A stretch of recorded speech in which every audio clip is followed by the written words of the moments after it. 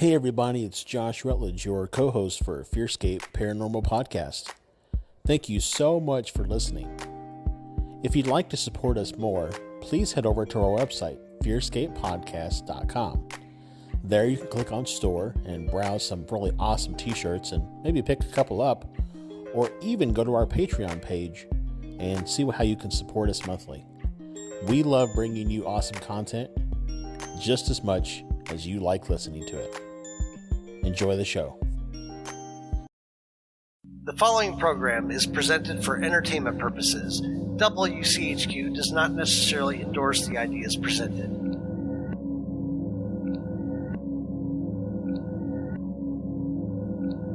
FearScape is a program that explores the legends and lore around many creepy and scary things. Information is researched and presented in an entertainment fashion and is presented based off of what we found. Legends have a way of changing over time, so beware.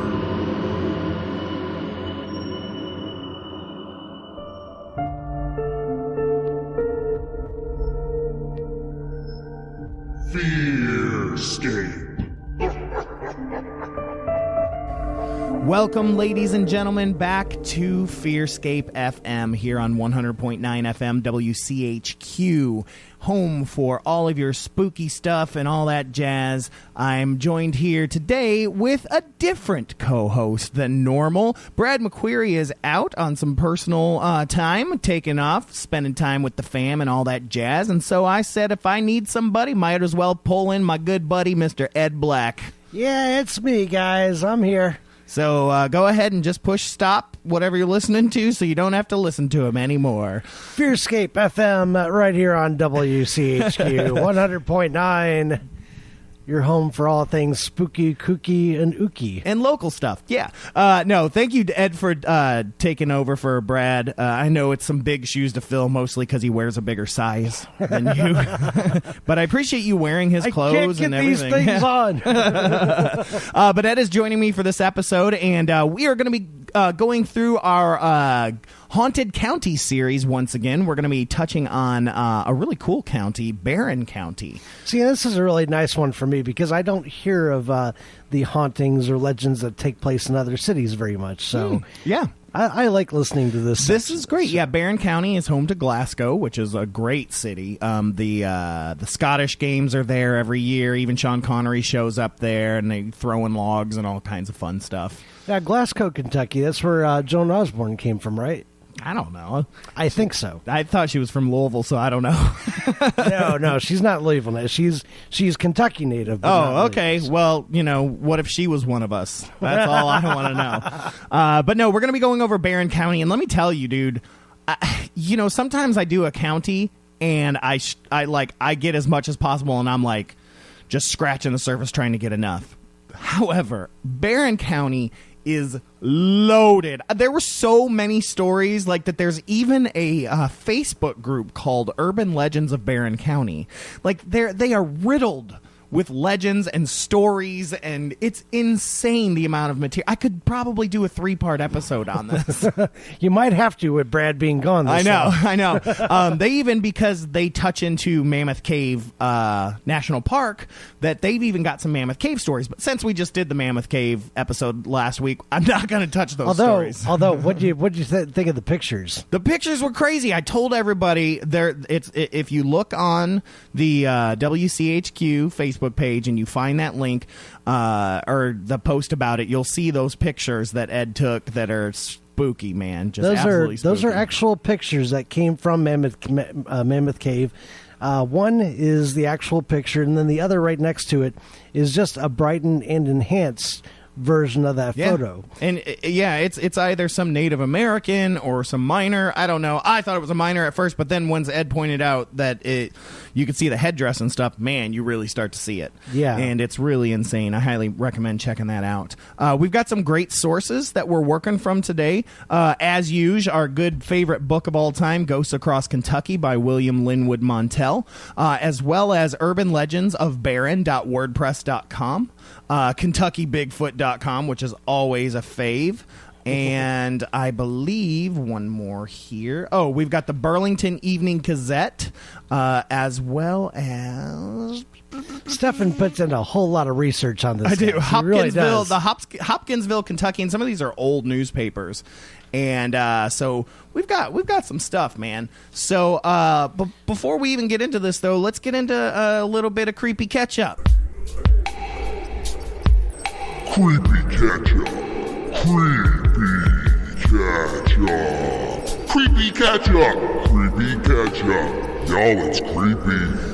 So those of you guys that listen, you know Creepy Catch-Up. This is where we let the viewers, or the listeners know if anything creepy's happened to us since the last time we recorded. And I don't know about you, Ed, but I've had a creepy week. Have you? I have had a creepy week. Well, I'm glad you have, because, the creepiest it got were, some of the people who came in from out of town for Derby. Yeah, so. That's super. Well, yeah, there's that too. Gosh, I didn't even think about that. Ghost of Derby, that's a good episode for next year. But yeah, I just...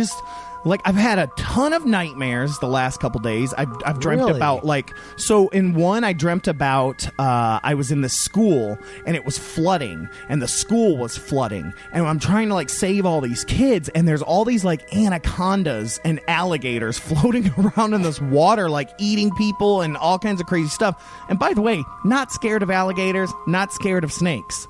So now I'm kind of surprised why I was dreaming about this, because that's not something that frightens me. I mean, don't get me wrong. I was frightened because this thing's trying to eat me, which I would be scared of, but not snakes in general. But you're telling me, though, that you consider yourself a non-macho guy, but yet you have no problem whatsoever when it comes to snakes and alligators. No, I will tell you why. So snakes, my uncle Bill was the old thrasher of the day.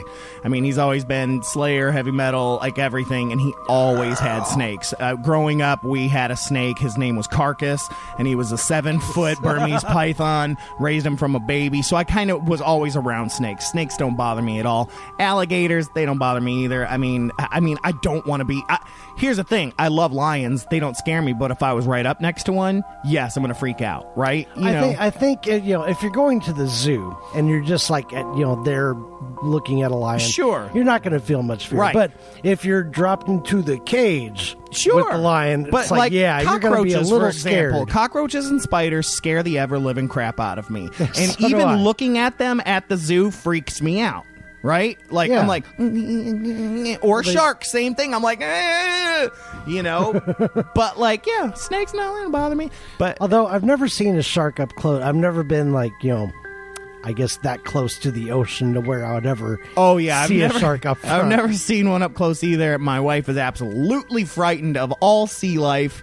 And when we went to Mexico for our honeymoon, we're snorkeling, which scares her already. But we're snorkeling in kind of one of those mixes of freshwater and seawater areas. So they have a big net, so no big fish come in there. Right. But there's a stingray down there. And I come up and I'm like, stingray. She's like, we're leaving now. Go now. And she grabs me and swims to shore. And I'm like, it's 10 feet down. It's a stingray. The stingray is what killed the crocodile hunter, yeah, right? But a different kind of stingray. And he was messing with it. Leave him alone. Leave him alone. Leave Steve Irwin alone. But not only that, I had another dream where zombies had taken over the world, and a lot of us were hiding out.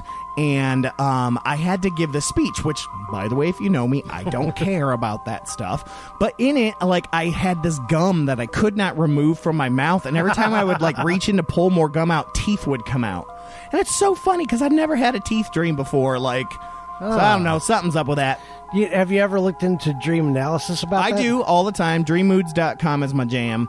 I love those. And, and it says all this stuff. And I guess I'm like, okay, I guess there's some stuff I'm worried about that I'm afraid to say. Or, I'm... it's just that I've had the zombie dream a couple I've times. had zombie dreams bazillion times. I love zombie dreams. I don't like the zombie dream because I do. Because it's usually...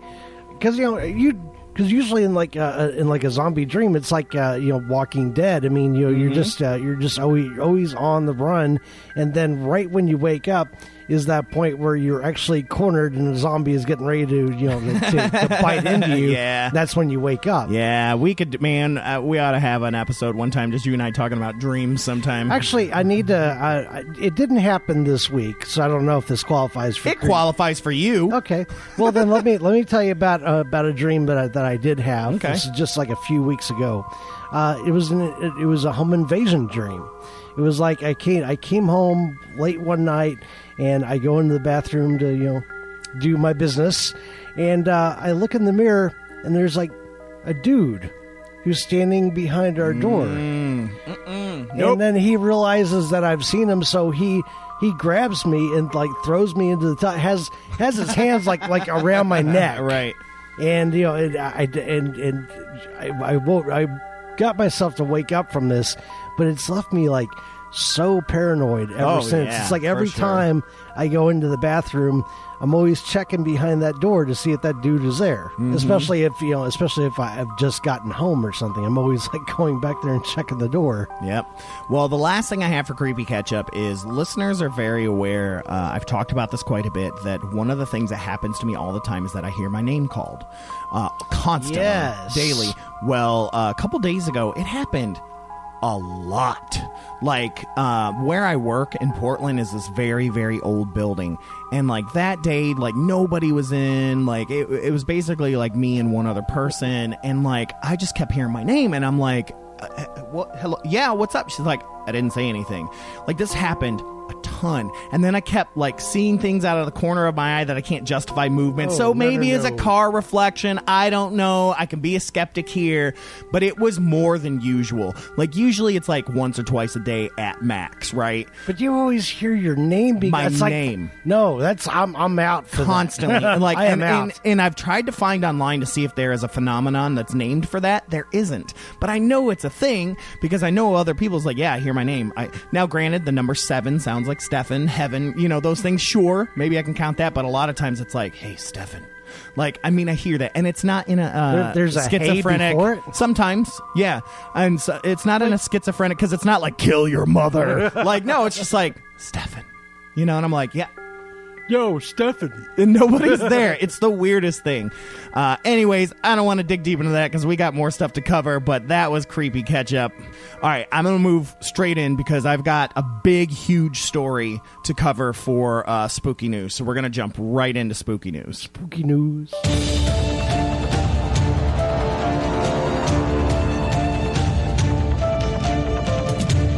So this is huge.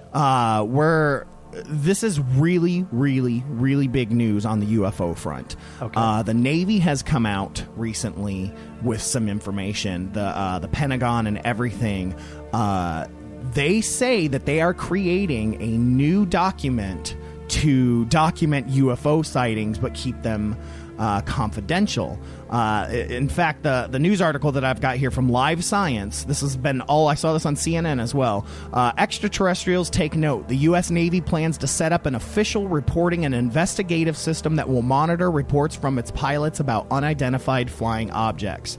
But while this X-Files worthy operation sounds newsy, don't expect to hear details about it anytime soon because the Navy doesn't intend to make the data public, citing the privileged and classified information that these reports usually include. Military aviation safety organizations always retain reporting of hazards to aviation as privileged information in order to preserve the free and honest prioritization and discussion of safety among crew. This came from Joe Gradisher, a spokesman for the Office of the Deputy Chief of Naval Operations for Information Warfare. So, any information that they happen to gain about UFO activity. Yeah, basically this is gonna be swept under the rug, covered up from public view.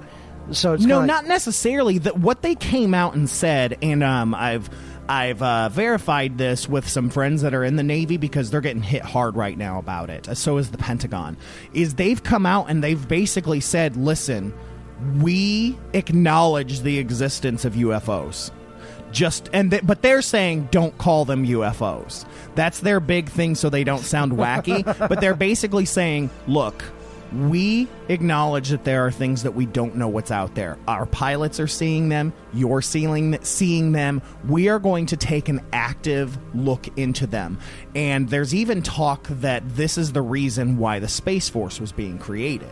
That, even though it sounds very Trumpian and silly, that it was already something that was being planned so that they could kind of get ahead of this, just in case those things are extraterrestrial, that the Space Force will indeed be on the front line of that if that happens. Now, that's a little more conspiracy part on the end, but I've read a lot of articles that talk that the timing of these two things are too coincidental.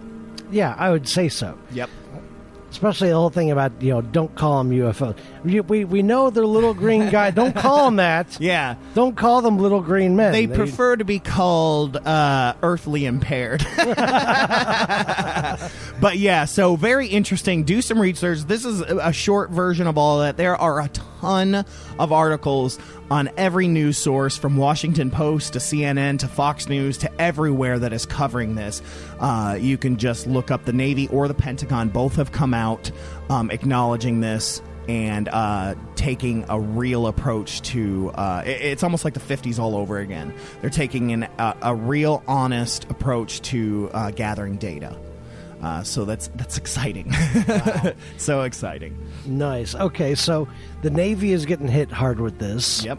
And they do want to keep it covered up. So this is basically it's not necessarily covered up. Another Roswell sort of thing. Kind of. It's just they don't want to make it public, the information that they're gathered, because they don't want people to be harassed or things like that. And I get it, because let's be honest, it's the military. They want to use it for research for military reasons. I mean, you don't want to put those cards on the table for Russia to see, or China, or whatever. I just thought it was how our government usually behaves, which is we know this is going on, but we're going to cover it up. But and not them let the public coming know. out and saying it is what makes it interesting and unique. Like them coming to the table and saying, "Hey, this is what we're doing. This isn't some shadow organization. This is the U.S. Navy.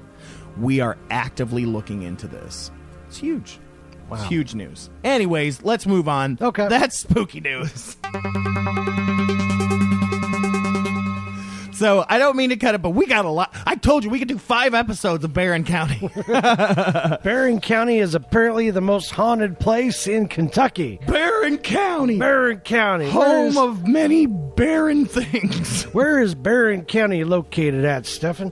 It's down south, close to Bowling Green, kind of, I believe it's northeast of Bowling Green. So that's Warren. Is that Warren County? Yeah, Warren County. I should know. I went there for school.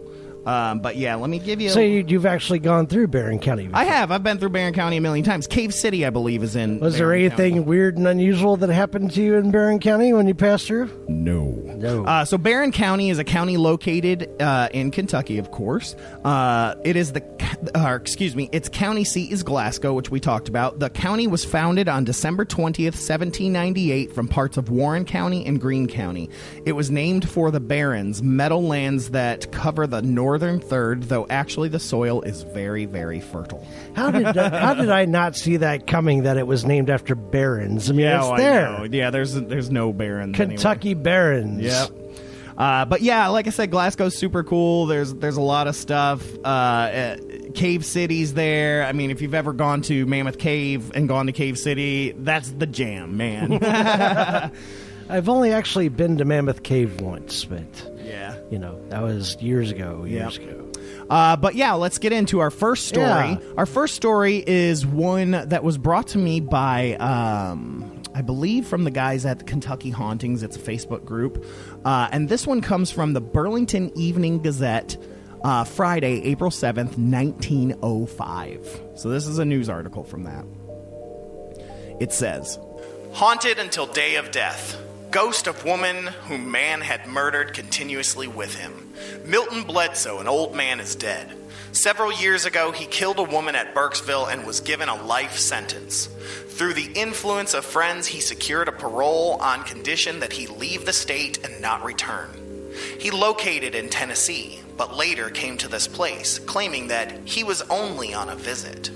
He was reported to the prison officials, but at the time he was sick with little hope of recovery and was allowed to remain unmolested. Before he killed the woman referred to above, he was a preacher of note and known up and down the Cumberland River. A day or two before his death, he told his attendants that the woman whom he had killed was constantly before him, saying she had come to see him die. When the end came, he begged those who were in the room not to let his victim hurt him, and died a most horrible death. If there ever was any doubt of the existence of haunts or ghosts in the minds of the population of this town, it has been dispelled. It also proves conclusively to them that people can return from the other world. No one will have anything to do with his belongings, and they go to the trash pile. Woo! Ooh. I mean, they just said, nah, bruh. Your stuff's going in the garbage. Like, they didn't even want to touch it. Wow. All right, so in that story, they said that the prison system was nice enough to allow him to not be molested while he was Yes. while he was incarcerated. That's very considerate. It was very, very That's considerate. very nice of you guys to do that. Yeah. It just goes to show, man. Like, I love reading these old news articles from the late 1800s and early 1900s because they're ridiculous. Now, what year was that from? 1905. And here's the 1905. thing. It made news in Iowa. Like, this thing that happened in Barren County, Kentucky, made news in Iowa. Was there nothing going on in Iowa that week? I think, like, you know, and that's the thing is that the guy, I guess it's interesting because, you know, he claimed that the woman he murdered was haunting him. Like saying, I've come to watch you die. Oh, my All right. gosh. So the next one we've got, this one comes from the Ghosts Across Kentucky book. It is I believe it is called The House That Wasn't. One night, there were about 20 to 25 of us sitting around there in Glasgow. We were all bored stiff, so someone said, let's all go out in the country. Naturally, since some of the guys were drinking, they wanted to get out of Glasgow.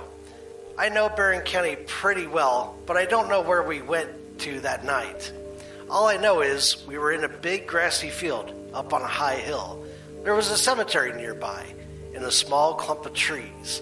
We all got out of our cars and started walking up around the hill.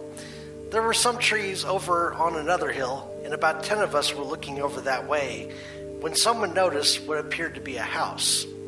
It took a minute or so, but it looked as if the moon was shining right down into those trees and onto a little wooden house. Someone suggested that we walk over there and look things over.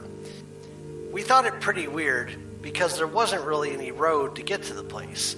As we got closer, it looked like the trees were in a big circle around the house. But as we got to the edge of the trees, the house was gone. I know it was there. Everyone saw it, and not everyone was drinking. I don't know where it went or what happened. All I know is it truly was there, and we all saw it. Ghost house! A ghost house. A real actual ghost. Not just a house inhabited by ghosts. Yeah. An actual ghost house. Yep. Something that was there a minute ago, but then disappears like a mirage in the desert. Yep. I mean, can mirages appear in the country? I mean, is that a thing? I mean, a collective mirage, though? Maybe. I don't know. I've never been into the desert myself, so I don't know. I've been how, in the desert. I don't know if there's a kind of like shared delirium when it comes to I don't know. I mean, I lived in the mirages desert. or anything. But I don't know. The only mirage I can ever think of is when you're thirsty and it's hot outside and you can see what looks like water on the road down the road. And I think that's where the idea of the mirage came from, the oasis, because they thought that they saw water in the distance. that sort of wavy looking line. Like when that's I on was the a kid, road. I kept thinking, man, I'm almost there. It's almost water. No. It's not. It's just heat, bruh. But I mean, this is something. That's something that really like fascinates me. Is this whole thing of we all seem. I mean, we talked about this before with night hags and stuff like that. We all have this kind of like these shared delusions. Yeah. That apparently date back through eons of history. It's not just happening to people just in modern day. I mean, this has happened since beginning of human existence. Yeah.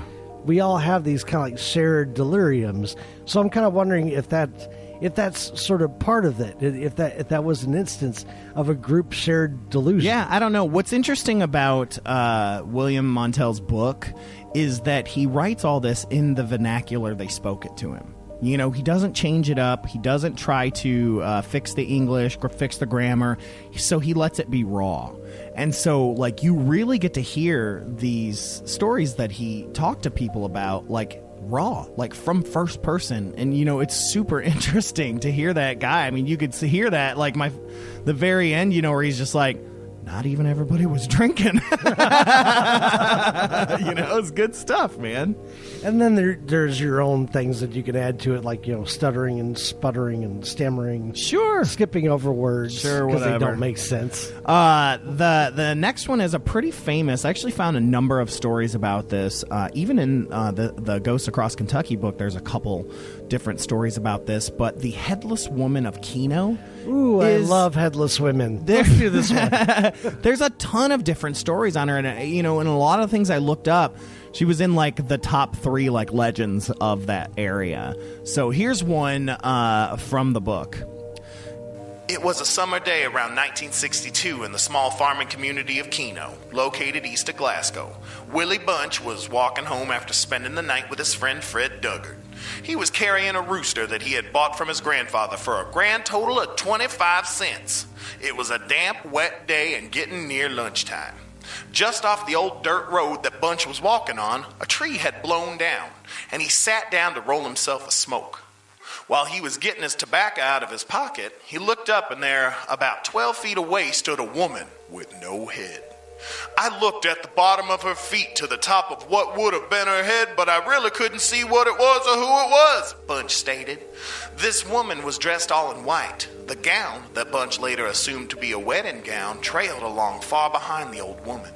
He watched her for a few minutes, not believing his own eyes, while the old woman picked up some firewood. While trying to get away from the ghostly woman, he grabbed his rooster by the neck instead of by the feet and choked the poor creature to death. Why, its neck was 2 feet long, Bunch said. So he just threw the rooster down when he saw what he had done and went on home. Another incident involving the old headless woman occurred to the Bunch family on their way back from church one Sunday. They were all riding in a horse-drawn wagon and were traveling along a dirt road on which Willie Bunch had previously seen the headless being. As father neared the old Scott place, as it was called back then, Bunch's grandfather heard a horse galloping and snorting from behind. He turned around but didn't see a horse. All he saw was the old woman with no head crawling into the back of the wagon with them. He sat in the back end of the wagon until they got to the Scott farm. There the headless creature got off, walked toward the farm, and disappeared from sight. Bunch's wife, Lou Vienna, also saw her that time. Bunch also claimed that the headless woman was responsible for planting a field full of flowers. Well, I guess that field had an acre or more of flowers, Bunch claimed. They were the prettiest things I ever saw, and I'm being honest, he said. All total, Bunch saw the old woman with no head 4 or 5 times, but he wasn't the only one to ever see her. According to his grandfather, one day the old woman suddenly appeared on the back of his horse. She then dismounted as they neared the Scott farm. Willie Bunch's eldest son, Lee, also saw the old woman. That was at his grandmother's house, where the woman with no head was walking down the stairs. Lee said that he counted every step that she took as she came down the steps and went on out the house. This time, she was dressed in a long black dress and was carrying an umbrella, but she still didn't have no head. That old headless woman was always almost seen in the same area, gathering firewood or going to the Scott farm. Every time that Bunch saw her, it was still daylight and was usually wet outside, as if it had just rained the day before. He heard that someone had cut off a preacher's head in the area. Bunch didn't know whether or not the preacher had anything to do with the old woman, or if seeing her was just a coincidence. Nonetheless, that was the only reason he could give as to why there was an old woman with no head lurking in the woods around Keno. Have you ever seen a headless woman? Nope. I mean, on TV.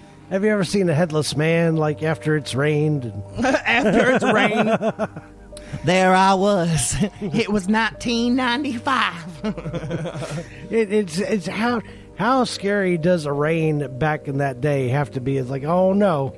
It's raining. That woman's going to show up tomorrow. Oh, no, Bunch talked about this. Well, and it's not just the Bunch family. Like I said, there's 2 or 3 other stories in this book, as well as other stories from people that have seen the Headless Woman of Keno. Apparently, it is still something that people claim to see. Now, why did he wring the neck of the rooster? Because he got scared. He was trying to run, and he got scared. He just snatched up his rooster, grabbed it by the neck, and was so scared he squeezed it to death. Oh, okay. Because I thought he was attempting to give the woman a head. Here, have a chicken. No. Another one of the big stories that, in fact, what led me to Barren County was people talked about the Slash Monster.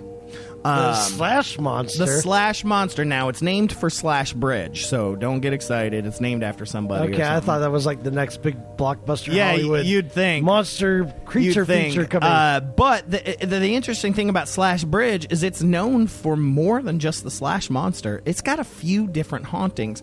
So I'm going to run you through some of the hauntings, the lore, as well as the Slash Monster. It's really interesting. So this one comes from urbanlegendsofbarren.wordpress.com. This is a blog, and man, they did a really great job.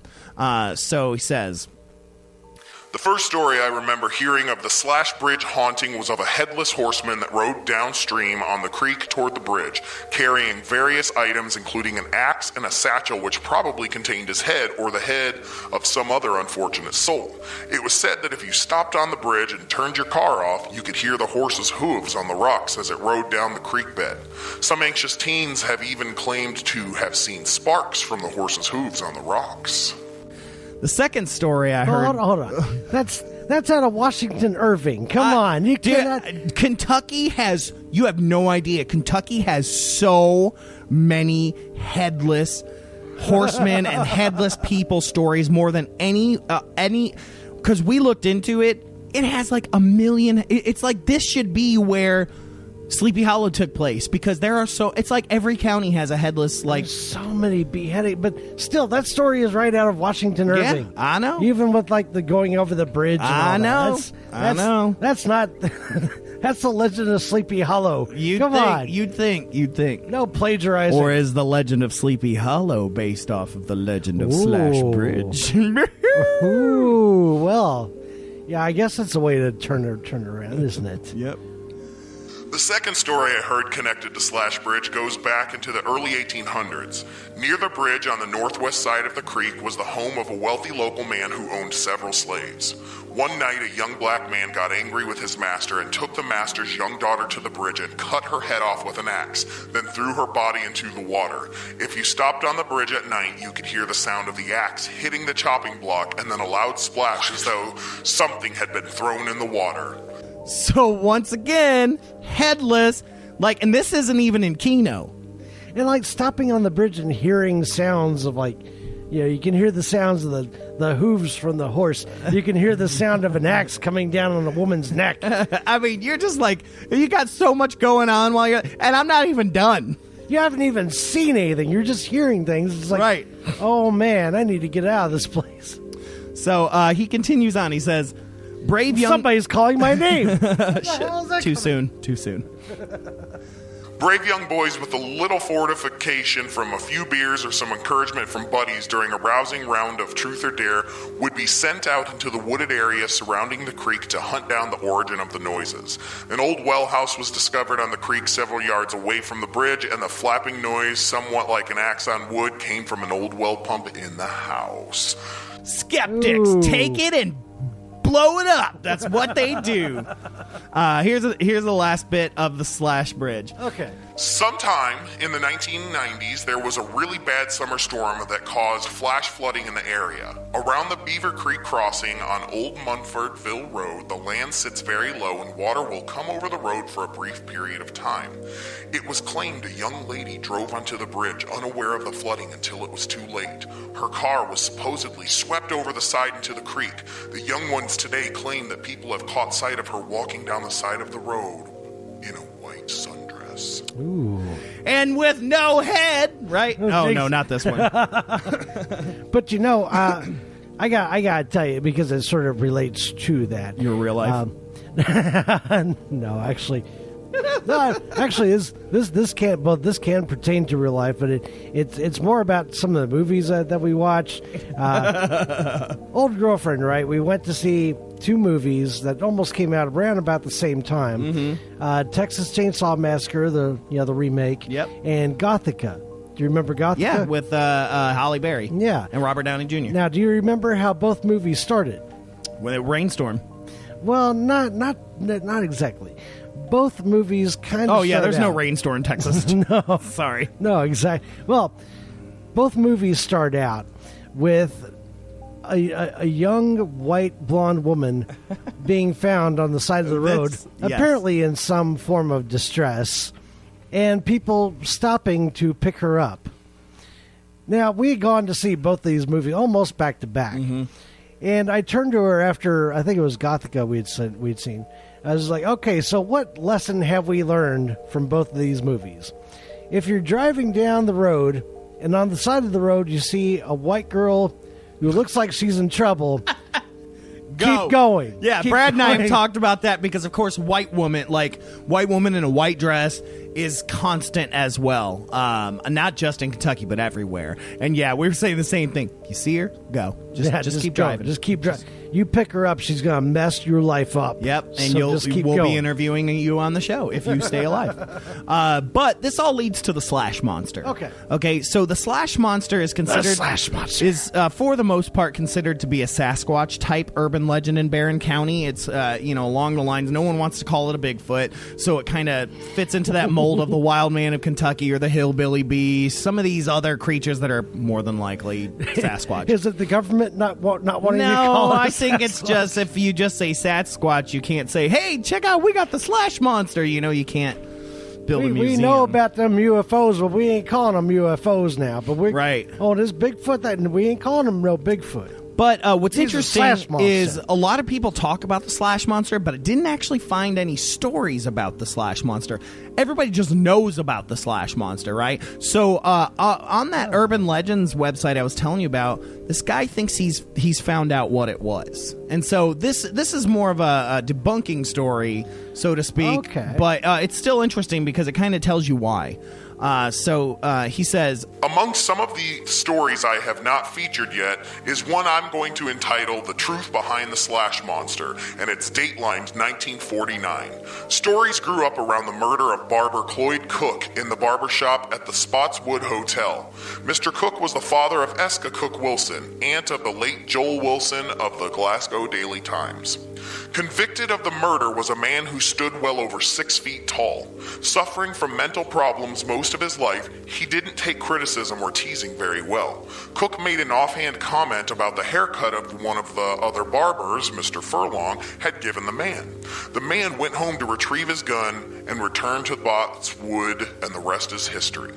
Later in his life, the troubled man lived in a small house out the Old Mumfordville Road, Lexington Drive, not far from the Slash Bridge there over Beaver Creek.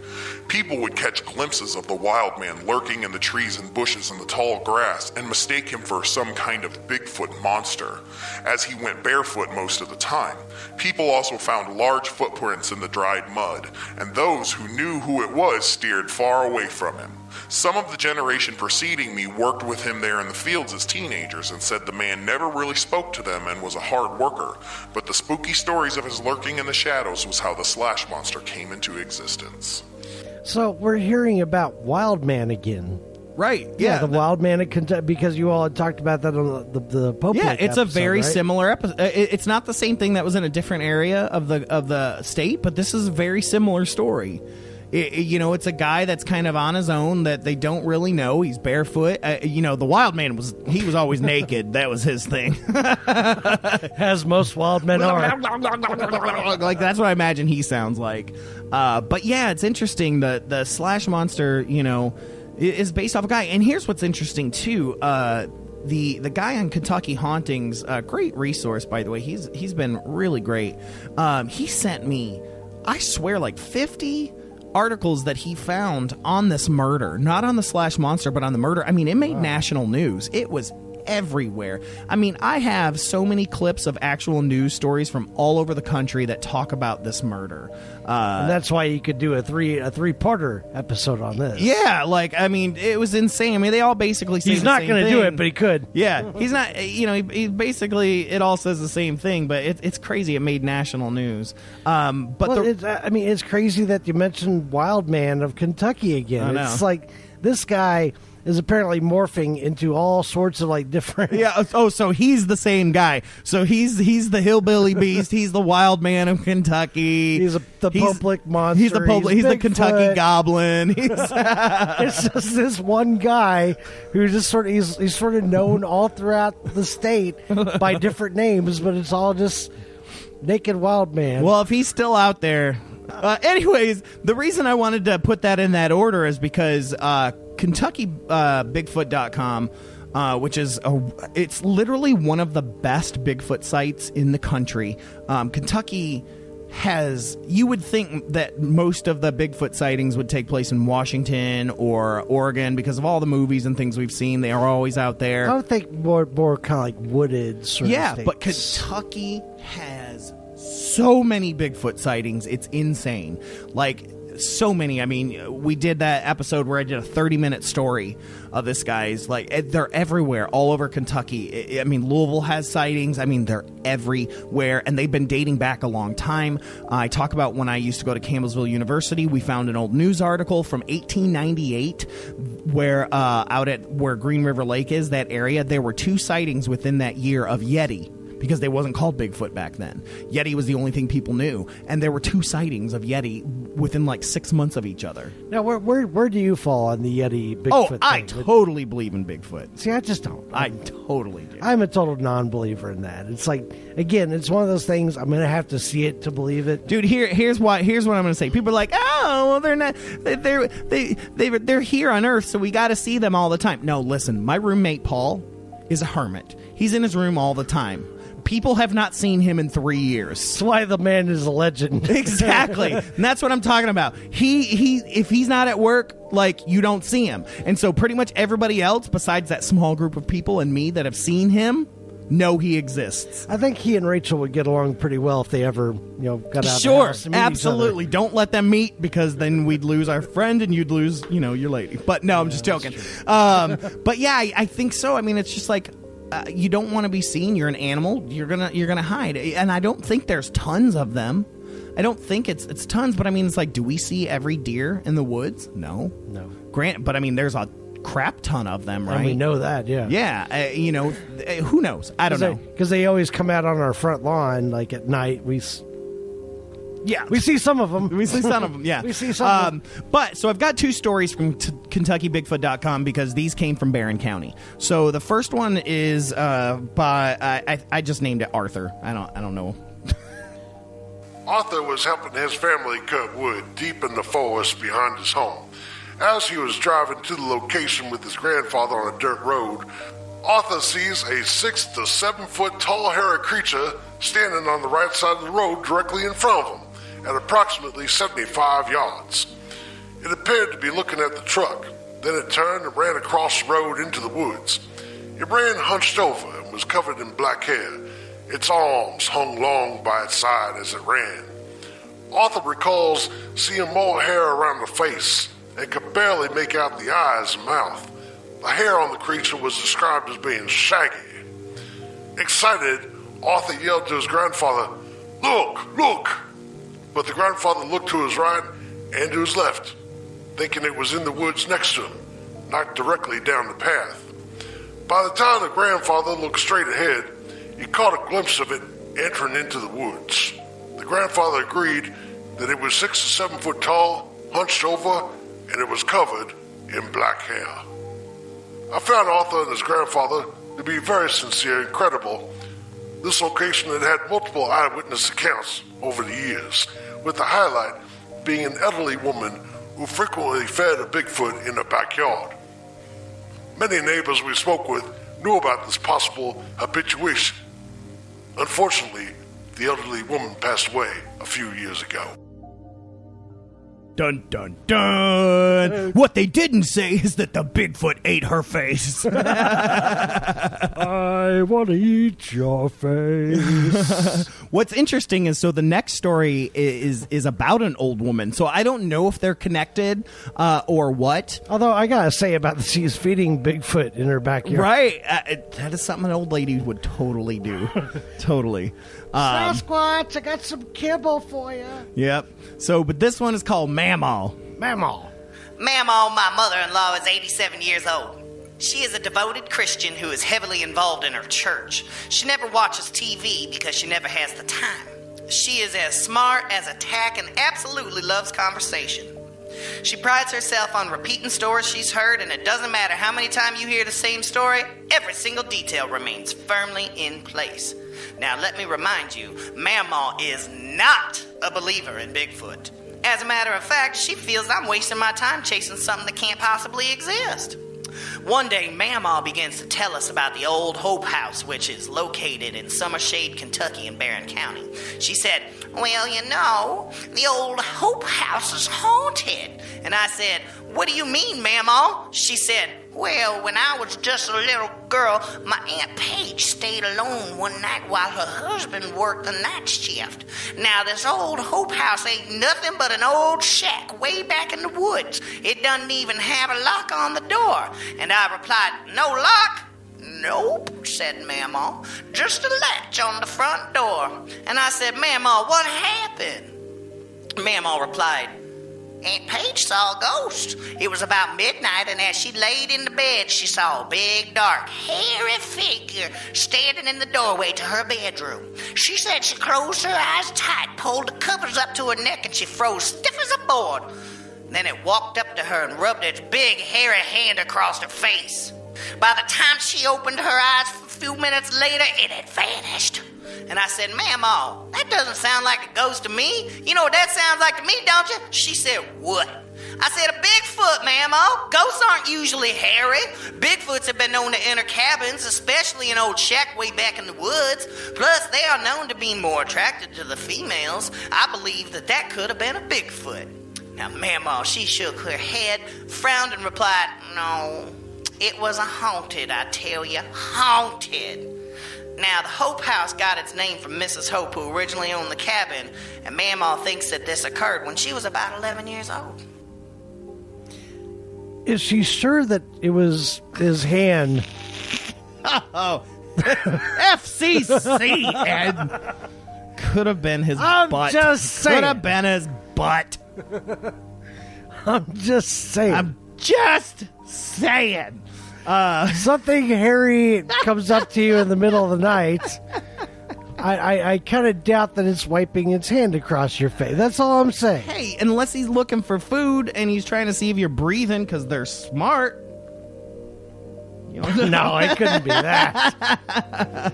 I have woken up in the middle of the night hungry. I don't do that. Oh, I do. That's awkward. This next one we have comes from Ghost Across Kentucky. That was our Bigfoot section, which we're coming across a lot.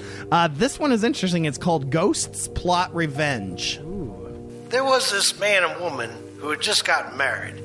They moved into this house that had an 80-foot deep water well in the backyard. I don't know why, but this man soon killed his wife and threw her in the well, then went to town to establish an alibi. The court decided that it was suicide on her part, thus the man go free. Later that night, after he got home, he heard howls and screaming from out in the yard. He went out to see what was going on. It was then that he saw the figure of a young woman jump into the well. He saw it several times after that. Later that year, he remarried. One night, his new wife heard the same screams and groans that he had been hearing. When she went out there to see what in the world those noises were all about, the ghost of the man's first wife grabbed her rifle and threw her in the well. Now, almost every night, you can see the ghosts of both women sitting there on the well top together. Maybe they're just plotting to kill that rascal husband. It's like the Thelma and Louise of the ghost world. I like that kind of story. Yeah. They're still waiting on him. Like, come on, any And day he's now, like, Cletus. I went to the light ahead of time. They don't even know. They're just waiting there. Or, we talk about the differences of hauntings, residual versus intelligent.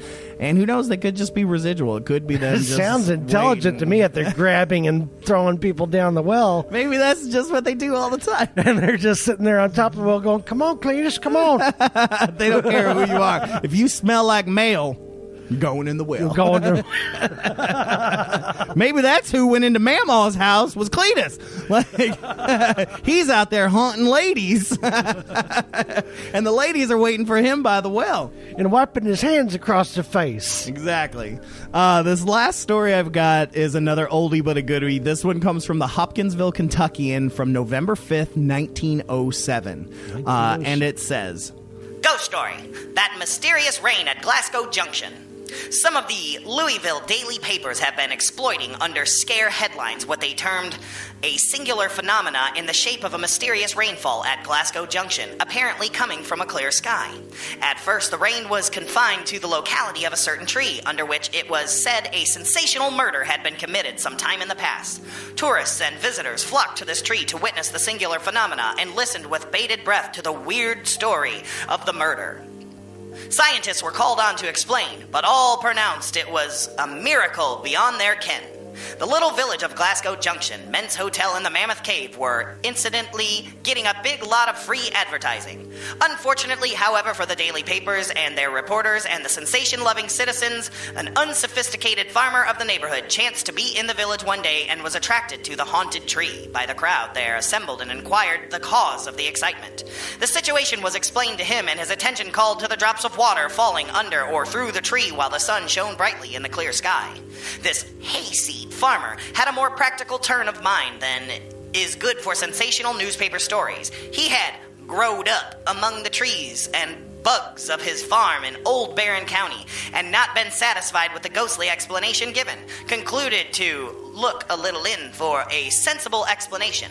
He soon discovered that the limbs of the enchanted tree were infested with a peculiar insect or bug which was puncturing the limbs and twigs with its sharp beak and thus allowing the sap to drop to the ground. Pointing out this explanation, he turned in disgust from the gaping and disappointed crowd, mounted his mule, and rode home. That was news. I know that was news. The best is that here's this from Hopkinsville, which later becomes the home of the most outrageous. I am here standing in front of the enchanted tree. It's ridiculous because, like I said, Hopkinsville becomes home to the Kentucky Goblins and all the alien nonsense. They have the Green Man days and everything. And here's a story being like, them city folk keep trying to say that there's a haunted tree. Well, let me tell you, this reporter found Jack nothing. He is so mad. a lot of stories, especially ghost stories coming out.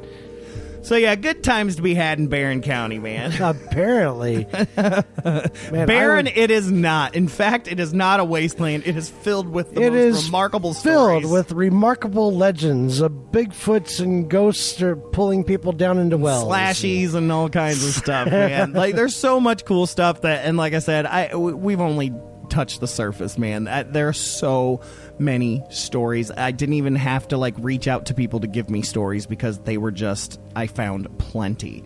And apparently the Navy wasn't informed of any of this. Yeah, not yet anyways. We're waiting for them to come out. Well, the Ghost Force will be announced soon. Brad and I will be heading that up. But yeah, so that's Barren County. Thank you guys as usual for tuning in. We love our county stories. If you guys have any legends or lores of your county, if we haven't touched yet, or even if we have, it doesn't matter. You can send those in as well as your own personal stories. We're about to get to our listener story. And did you know that you can listen to WCHQ in any county that you might be in? Yeah, it's true. What you do is you go to our website, WCHQFM.com. You can stream us live directly from the website, or there's also the downloadable mobile app, for your smartphones or mobile devices. Absolutely. Yeah, just go to your Google Play or Apple iTunes store. You can search WCHQ, download the app directly to your mobile devices, and right there in Barren County, you can listen to us right there. Amen. On WCHQ. Yeah, I'll be posting this episode on the Urban Legends of Barren County there. But one of the other things I want to say is that, you know, there are two ways you can hear your story. You can it'll be a part of this counties. This, you know, if it's county specific, you know, and you want to make sure that that's a part of that story, we can add it into once we hit that county, or just one of our listener stories. That's just a personal story. It doesn't have to take place in Kentucky. I mean, you could have been out in New Mexico when this happened. We actually had one that took place in Alaska, one of our earlier episodes. And it doesn't have to be like a big, long, epic story. I mean, it could just be a couple of lines. Sentences. Yeah, we've had those as well. We love those, and sometimes we get a couple of those smaller ones and we put them together. So we have like 2 or 3 listener stories. But this, the best way to get those to us is to email those to fearScapeStories@WCHQFM.com. Go ahead and just email those to us, or you can even record it on your phone if you want to hear your own voice and send us that sound link, or set up a Google Drive, whatever. We want it. We want it. We want it. Want it. And so we did have someone respond to us, a listener named Mike Heathrin. And boy, he's got a cool story. Thanks for writing in, Mike. Yeah, Let's hear your story. Here's Mike Heathrin's listener story. When I was a kid, my Grammy would tell stories about how she would see the ghost of her mother after she died. Her mother died when my Grammy was 7 years old, giving birth to my great-uncle Pete. She says that whenever she would cry about losing her mother, that she would feel a hand on her shoulder. Most of the time when she looked, nothing was there. However, one time after her dad had yelled at her and whooped her good, she was crying and screaming out that she wished her mommy was there. She then felt that comforting hand on her shoulder, and she heard the voice say, "Shh, baby, it's gonna be fine." She abruptly stopped crying because she knew that voice. She heard it clear as day. It was her mother's voice. She looked at her shoulder and she saw a disembodied hand there, and it was her mother's hand. How did she know? Because the ring she wore. It was a gold ring with a small amethyst in it. The same ring that Grammy's dad gave her mom when they got married. It was unmistakable. From then on, she always knew her mother was always there watching over her, and any time she needed comfort, she would just think about her mother's hand on her shoulder, letting her know she'd be fine. Yeah, buddy. Good story. Good Thank story, you, Mike. That's a good one. I think, you know, that kind of fits into mine. I mean, you know, like hearing my name or whatever, but she hears, "Shh, baby, it's going to be fine." She's so, you know, I don't know if she was 7 when that happened, but. Would you feel more comforted by that being, you know, say like your mother's voice, or more like Barry White's voice? Yeah. "Shh, baby, it's going to be all right." That did not sound like Barry White. That sounded like Dr. What's his name from Inspector Gadget. See, that sound like Dr. Claw. Okay, well, would you feel more comfortable with Dr. Claw saying? Yeah. No, it'd be like, "Shh, baby, it's gonna be fine." Yeah. Oh, yeah. No, but thank you, Mike, so much. Once again, we appreciate those stories. Send those into fearScapeStories@WCHQFM.com. Man, so we've reached the end of our episode, Ed. Yeah, it feels like the end of it. It does. This is the end of our careers, too. But Ed, why don't you tell them a little bit about yourself, where you can be seen or heard and all that stuff, so they can be sure to follow you. I can't really be seen anywhere these days. You can hear me a lot at WCHQFM.com or on the radio dial 100.9. I'm on Monday through Thursday during lunch break live from 11 a.m. to 1, and I'm rocking out all the best local and regional rock. So be sure to tune in. and rock out with your lunch out every Monday through Thursday, 11 a.m. to 1, right here on WCHQ. That's right. And you can find Brad and myself on Sidetracked Improv. We are at the Bardstown at 1801 Bardstown Road in Louisville, Kentucky, every first Saturday of the month at 10 p.m. Ed's usually there rocking the lights and the sound for us. Yep. I also teach at an improv school called Improv 502. You can find that on Facebook. We teach classes every single Monday, so if you're interested in doing improv, and we do a lot of drop-ins and level 1 classes and stuff like that, those are always on Mondays. We also perform with Improv 502. Improv 502 does a different show with different performers all the time every third Saturday down in the lounge at the Bardstown at 8 p.m. So there's lots of fun, cool stuff to do. Brad and I Sidetracked, we do our FearScape long form, and it's spooky and all that stuff. But, aside from that, y'all keep on chilling, all right? So I want to thank you guys so much for tuning in. I've been Stefan. I will catch you on the flip side. I'm Ed, and I'll see you on Monday. That's right. And always remember, guys, hold those blankets extra tight. See you next time.